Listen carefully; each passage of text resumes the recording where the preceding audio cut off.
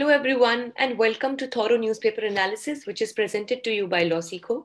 So, today we will be discussing two articles. The first article is from The Hindu, which is titled as The Case That Time Forgot. Basically, this talks about the ultimate truth and the harsh reality of delay of justice that is taking place in the Indian judiciary every now and then. And the second article is from the Indian Express, which is titled as Linking Rivers in Bundelkhand. So, as we know that the two important rivers of UP and Madhya Pradesh, Ken and Betwa, have been interlinked to irrigate the area of Bundelkhand in both the states. So, what are the repercussions or what are the consequences attached with this particular project have been discussed in this article. Before moving further, let's have a look at Project Maverick, which is almost free CLAT preparation from LawSikho.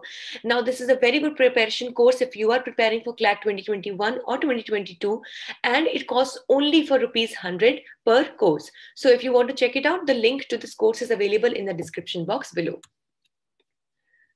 With this, let's see what is the multiple choice question from yesterday. The Gandhi Peace Prize for the year 2020 has been conferred to. Your options are Sheikh Mujibur Rahman, Narendra Modi, Muhammad Yunus, or Ramakrishna Mission. You can write down your answer in the comment section below. This is the descriptive question for the day. River linking projects for the country are a great challenge and at the same time an opportunity to address the water issues arising out of climate change. Discuss. With this, let's discuss the first article for the day, which talks about need for speedy justice. So recently, Vishnu Tiwari, who is aged 43 years, was recently acquitted by the Allahabad High Court in a rape case after spending 20 years in prison. So if we talk about this case particularly, so it was in 2003 when he was sentenced to life imprisonment for rape under Indian Penal Code and SC and ST Prevention of Atrocities Act 1989. Then an appeal had been put before the Allahabad High Court, which was pending for last 16 years as a defective matter. Now, if at all we discuss about what is a defective matter, so it is the matter in which the hearing does not take place properly due to some minor defects in the particular case. Like, for example, there could be some documents that could have been lacking. There could have been some improper filing of a few documents that could have taken place. So this particular case of Vishnu Tiwari was pending in Allahabad High Court for last 16 years just because of the reason of being a defective matter. So as we discussed that here some documents could be missing or the documents could be in wrong format. And the other reason in this particular case was that it did not have a sincere lawyer. And the lawyer who was actually taken up by the family of Vishnu Tiwari in the initial days of the case had actually, almost forgotten about this particular case and was not taking or following up diligently, due to which there was a delay of 16 long years.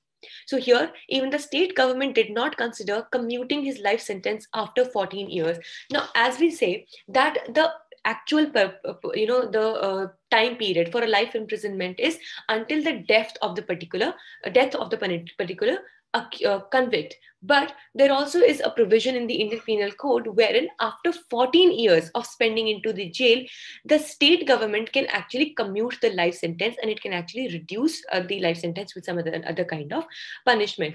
But here, even after passing of 14 years, no such actions were taken care of in favor of Vishnu Tiwari. And thus, this shows clear and gross, lack of any kind of diligence. And also this shows lack of speedy justice at the hands of Indian judiciary.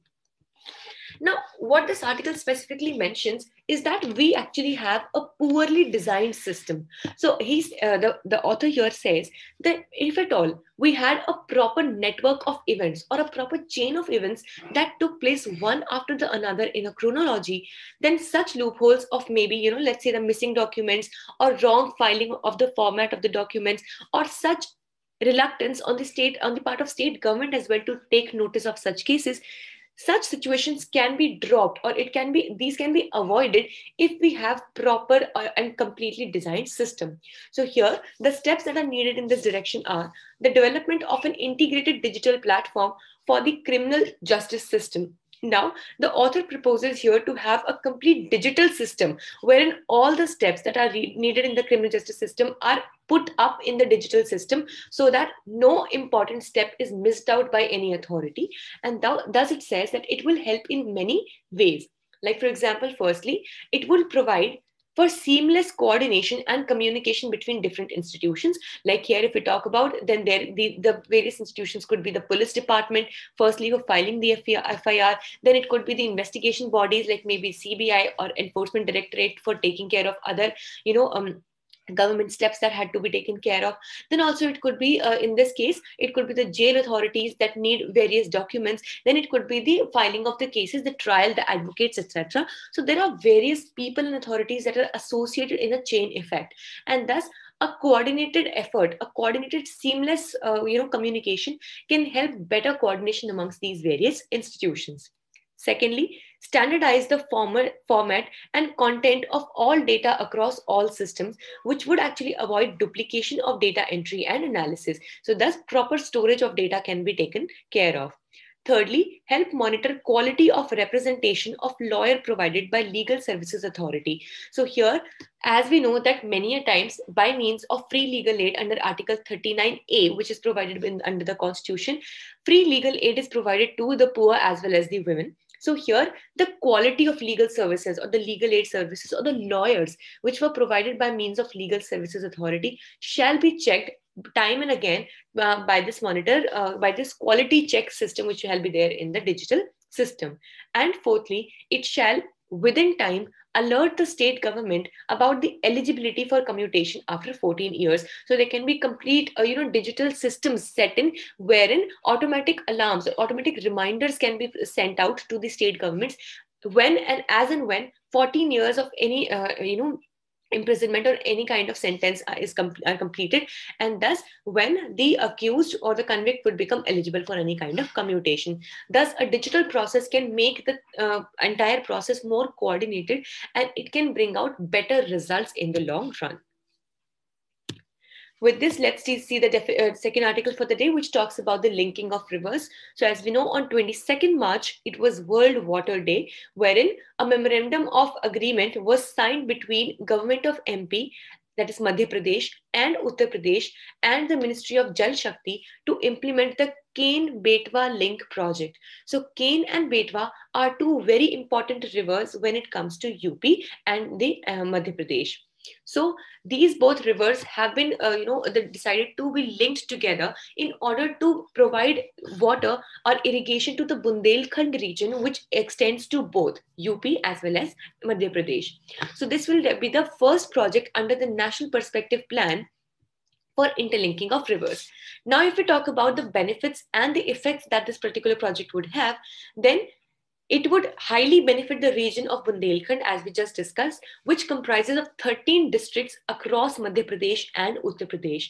And here, this is the particular region which is highly water starved, as in there is a lot of scarcity of water over here, and thus this efficient interlinking of Ken and Betwa rivers will help to provide water to the regions in Madhya Pradesh. If we talk specifically, then to the regions of Panna, then Tikamgarh, Chhatarpur, Sagar, Damoh, Datia, Vidisha, Shivpuri, and Raisen. So these are the water-starved areas which would be provided water by this particular project. And if we talk about Uttar Pradesh, then areas of Banda, Mahoba, Jhansi, and Lalitpur shall be provided water.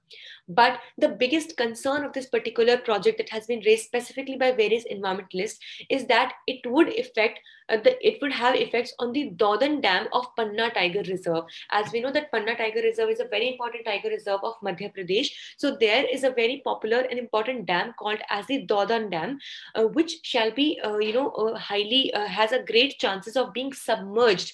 So that is a complete area of 5,800 hectares of the reserve, and it would be completely submerged under the water if this project is given a heads up, which is definitely a big reason to worry. So if we geographically look at the locations, so Panna Tiger Reserve completely falls on the banks of the Ken River, which is there in Madhya Pradesh, and thus this project will cause significant submergence of Panna Tiger Reserve under the waters of Ken and Betwa. So, this was all for the day. We hope it was a good and informative session for you all. Thank you so much for staying tuned with Lawsico.